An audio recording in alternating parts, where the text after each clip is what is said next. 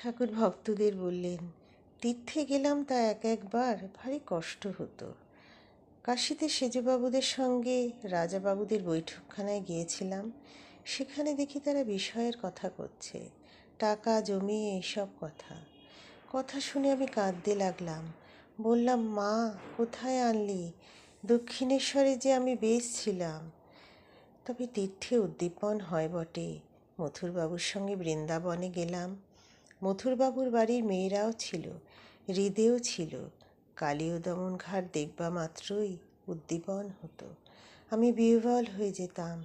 হৃদে আমায় যমুনার সেই ঘাটে ছেলেটির মতো নামাতো। যমুনার তীরে সন্ধ্যার সময় বেড়াতে যেতাম। যমুনার চড়া দিয়ে সেই সময় গোষ্ঠ হতে গরু সব ফিরে আসতো। দেখবা মাত্র আমার কৃষ্ণের উদ্দীপন হলো। উন্মত্তের ন্যায় আমি দৌড়াতে লাগলাম, কৃষ্ণ কই, কৃষ্ণ কই, এই বলতে বলতে।